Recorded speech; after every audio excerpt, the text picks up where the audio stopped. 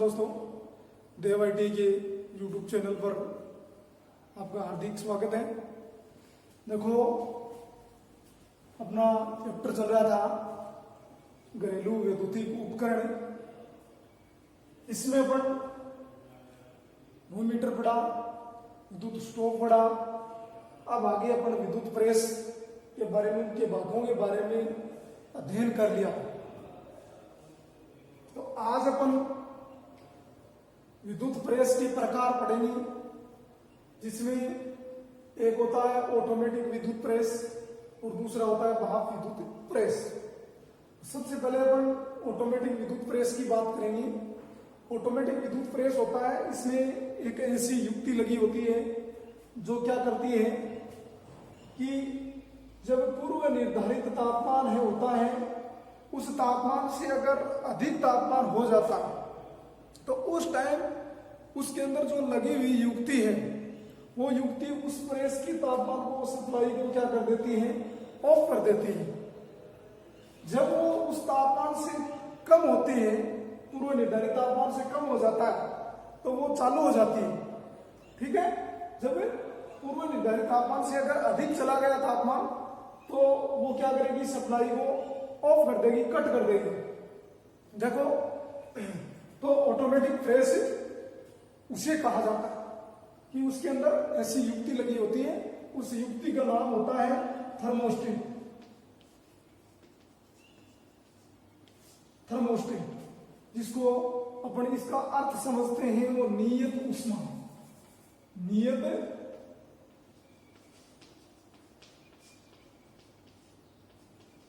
ऊष्मा मतलब नियत ऊष्मा का मतलब ये होता है कि वो निर्धारित तापमान ही उस प्रेस को प्रदान करती है, जब तक वो उस तापमान से अबव नहीं होता है।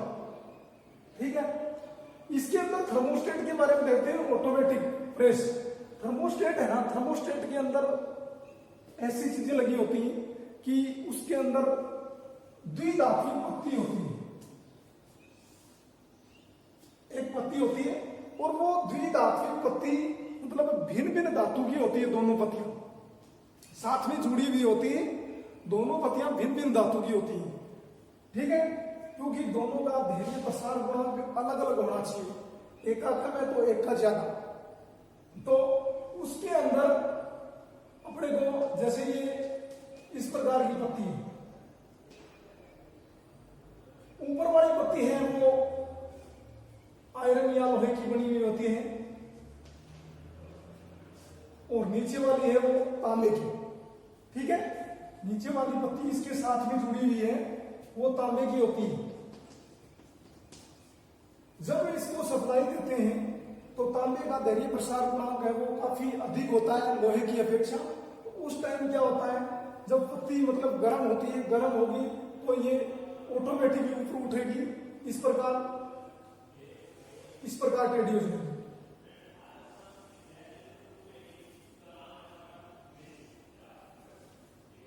इस प्रकार से टेढ़ा हो जाएगा कि इस प्रकार से ये इसमें बैंड पड़ेगा कि द्विधात्विक पत्ती है, ये मतलब दो धातुओं से मिलकर बनाई गई और दोनों धातुएं भिन्न भिन्न है। ठीक है, तो अपने को ये थोड़ा ध्यान में रखना है कि थर्मोस्टेट क्या होता है। उसी को इस विद्युत प्रेस के अंदर लगाया जाता है और ऑटोमेटिक विद्युत प्रेस उसी को कहा जाता है। तो अपन बात करते हैं कि उसके पूरे विवरण को, कि प्रेस के अंदर ऑटोमेटिक प्रेस होता है, उसके अंदर क्या लगा होता है। देखो, यहां एक रियोस्टेट लगा हुआ है, प्रतिरोध लगा हुआ है। इस प्रतिरोध के आगे देखो, यहां हीटिंग एलिमेंट है। हीटिंग एलिमेंट के श्रेणी क्रम में एक लैंप लगा हुआ है, जिसको इंडिकेटर, ठीक है, इंडिकेटर है वो लगा हुआ है, लैंप लगा हुआ है छोटा, और वो प्रतिरोध के समांतर क्रम में लगा, प्रतिरोध के समांतर में, और हीटिंग एलिमेंट के श्रेणी क्रम में लगा हुआ है। ये अपने को बात ध्यान में रखनी। फिर हीटिंग एलिमेंट है वो इस एक पत्ती से जुड़ा हुआ, ठीक है, एक पत्ती से जुड़ा हुआ जो द्विधात्विक पत्ती है वो ये है। ठीक है, अब देखो जोड़ दिया। जोड़ने के बाद में ये द्विधात्विक पत्ती है, ये तांबे की बनी हुई है और ऊपर वाली आयरन की, ठीक। अब यहां देखो इसके संपर्क बढ़ाए गए कॉन्टेक्ट, और ये कॉन्टेक्ट चांदी की, ठीक है, चांदी के बने हुए हैं, क्योंकि आजकल चांदी है वो मूल्यवान होने की वजह से यहां पीतल के भी यूज में लिए जाते हैं, पीतल के यूज में लिए जाते हैं, क्योंकि अपन जो सिलेबस में दे रखा है वही लिखेंगे, ठीक है। अब देखो जैसे ही इसमें सप्लाई जाएगी तो ये अगर पूर्व निर्धारित तापमान से अधिक तापमान इस पत्ती के अंदर होगा तो उस टाइम ये पत्ती क्या होगी, यहां से मुड़ जाएगी, यहां से मुड़ेगी तो यहां से इसका संपर्क है वो हट जाएगा, मतलब संपर्क है वो खुल जाएगा, यहां से खुलेगा। खुलने के बाद में सप्लाई इसकी क्या हो गई, ऑफ हो गई।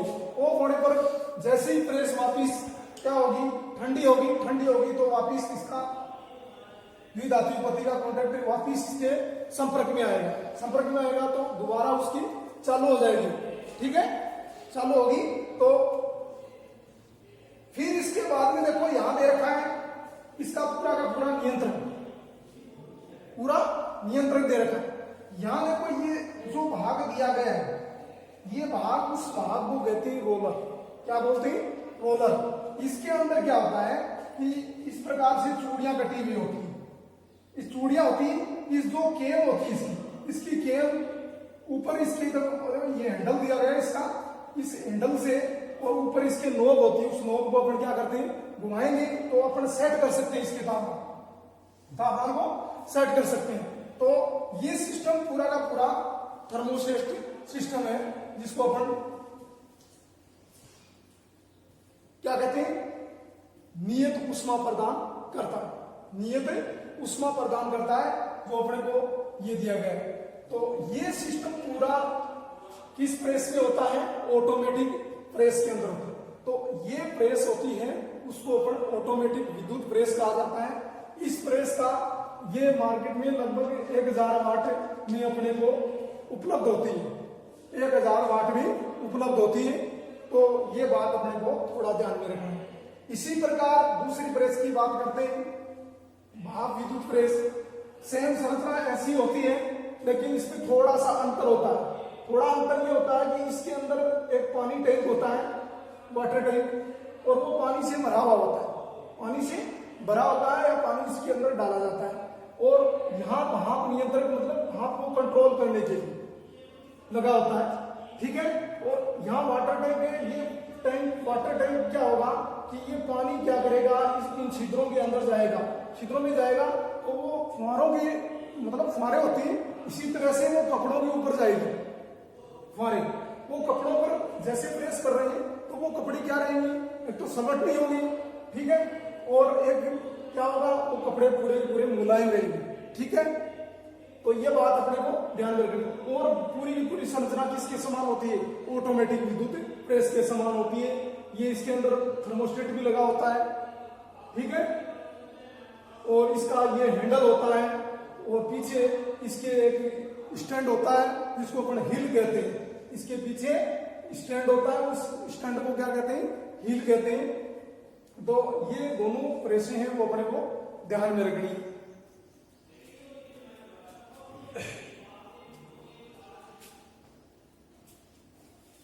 देखो भाप विद्युत प्रेस है, मैं दिखा देता हूं। ये भाप युक्त विद्युत प्रेस, ये इसमें छिद्र दिए गए यहां पर, ये टैंक इसका दिखाया गया है, ये टैंक दिया गया है, पानी का टैंक होता है। ये थर्मोस्टेट लगा हुआ है इसके अंदर, ये थर्मोस्टेट है।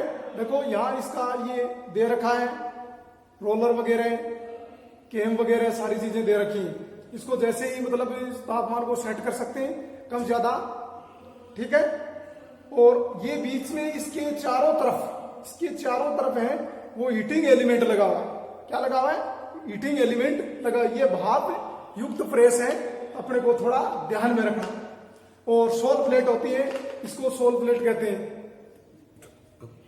और ये पीछे का भाग है, इसके पीछे की जो ढक्कन है वो नहीं है। इस ढक्कन को अपन क्या कहते हैं, पीछे अपन उसको रखते हैं कहीं पर, तो उसको खड़ा करके रखते हैं विद्युत प्रेस को। तो खड़ा करके रखेंगे तो इसके स्टैंड होता है पीछे, उसे हिल कहा जाता है।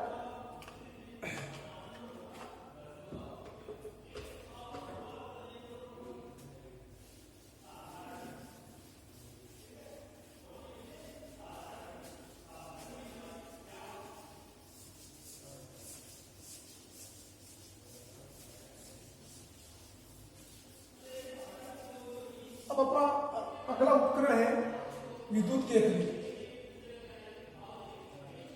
विद्युत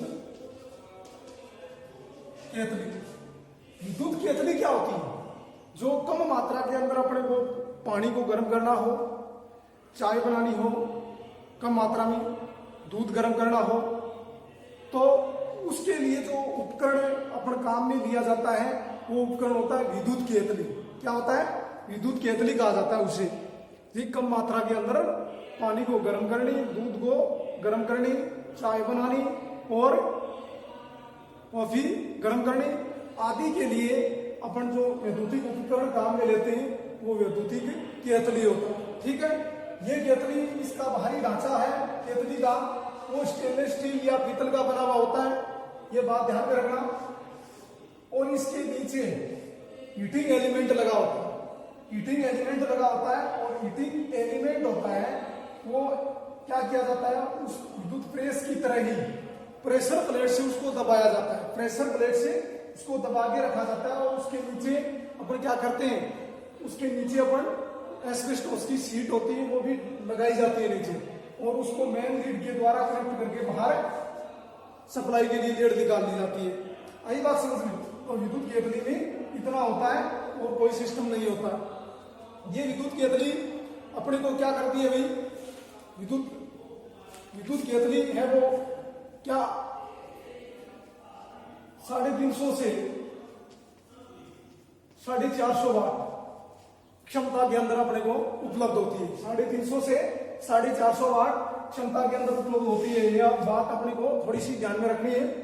और इसकी जो मतलब क्षमता है वो कितनी होती है, तो ये अपने को मार्केट के अंदर 0.5 लीटर से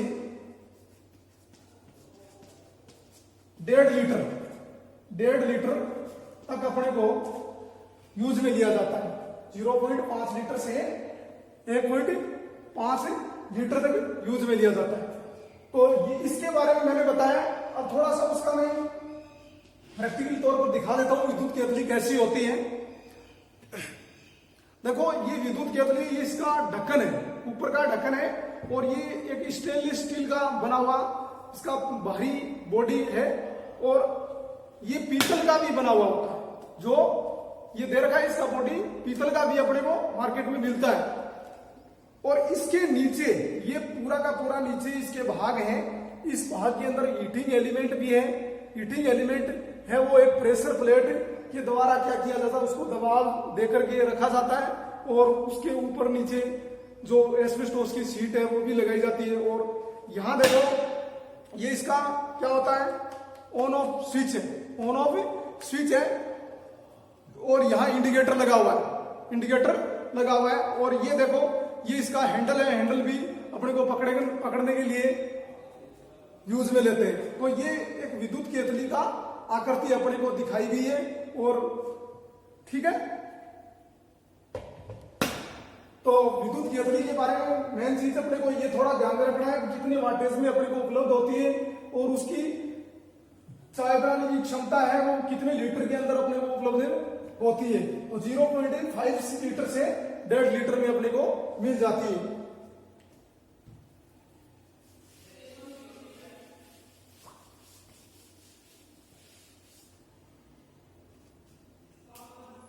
अगले उपकरण की अपन बात करते हैं।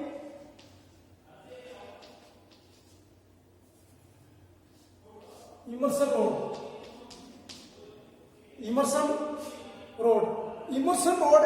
क्या होती है? इमर्सन रोड होती है जो अपने को पानी गर्म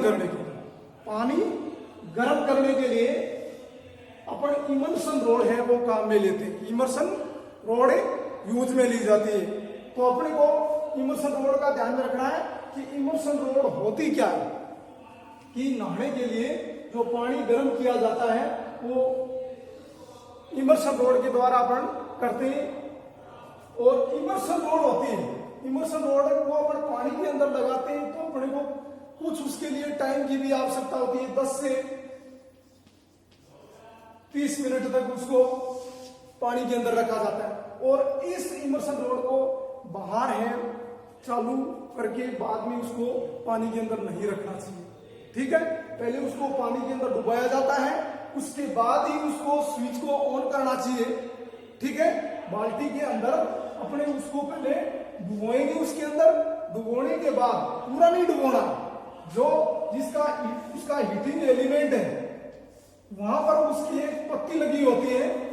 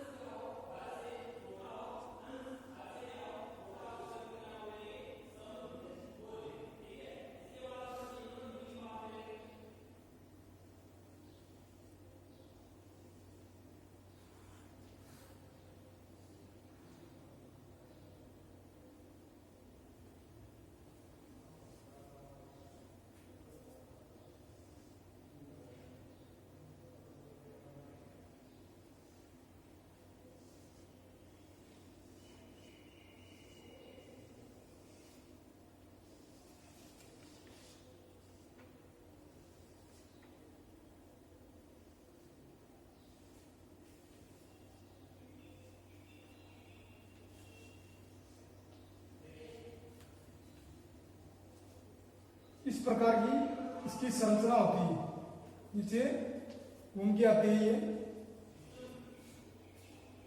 अपने घरों के में काम में लेते हैं।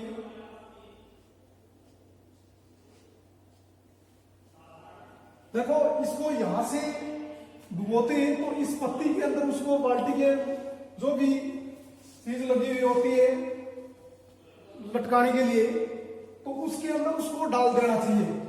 ये नहीं होना चाहिए कि ये पूरी इसके अंदर डूब जाए। तो ये इसी ऐसी कंडीशन में उसे इमर्शन रोड को नहीं लगाना चाहिए। अब देखो इसके अंदर क्या होता है कि हीटिंग एलिमेंट होता है, हीटिंग ये पतली पतली नलिका होती है। इस नलिका, ये नलिका किसकी बनी होती है? पीतल की, ठीक है। ये नलिका होती है, ये अपन क्या करते हैं, पीतल की नलिका के अंदर एक हीटिंग एलिमेंट होता है, इस प्रकार का तार होता है, ठीक है। वो तार होता है। उस तार में क्या किया जाता है, उस तार की चारों तरफ, उसके चारों तरफ इस नलिका में क्या भर दिया जाता है, MnO2, मैग्नीज डाइऑक्साइड भर दिया जाता है। तो ये इसके अंदर अपने को जो ये हीटिंग एलिमेंट होता है नाइट्रोन तार का, ये तार होता है, इसके चारों तरफ इस नलिका में क्या कर दिया जाता है, मैग्नीज डाइऑक्साइड पदार्थ है वो भर दिया जाता है। और भरने पर क्या होगा कि मैग्नीज डाइऑक्साइड होता है वो क्या होता है, एक विद्युत का सुचालक होता है, उष्मा का सुचालक होता है, सॉरी उष्मा का क्या होता है, सुचालक होता है। उसके द्वारा जो उष्मा आएगी वो उस हीटिंग एलिमेंट के द्वारा उस पत्ती को क्या करेगी, वो बाहर वाली पत्ती को गर्म करेगी। क्योंकि अगर इसको खाली अवस्था में इसको चलाएंगे तो क्या होगा, वो मैग्नीज डाइऑक्साइड है, वो क्या होगा कि ये गर्म होगी, पूरी रोड गर्म होगी। तो उस टाइम क्या होगा, उसके अंदर छेद निकलने शुरू हो जाएंगे, वो छेद के द्वारा मैग्नीज ऑक्साइड है वो क्या होगा भी बाहर निकलेगा। तो उसमें छेद होंगे तो फिर वो क्या होगी, अपने को विद्युत झटका देने की भी संभावना हो सकती है कि विद्युत झटका, क्योंकि उसके अंदर पानी जाएगा तो ये विद्युत का एक प्रकार का क्या हो जाएगा, सुचालक हो जाएगा। तो ये बात ध्यान में रखनी है। तो इसकी वाटेज क्षमता भी अपने को ध्यान में रखना है कि 1000 वाट में भी ये उपलब्ध होती है, 1500 वाट में भी उपलब्ध होती है और 2500 वाट में भी उपलब्ध होती है। तो तीनों वाटेज क्षमता को अपने को ध्यान में रखना है, ठीक है। तो अपनी इमर्शन रोड पड़ी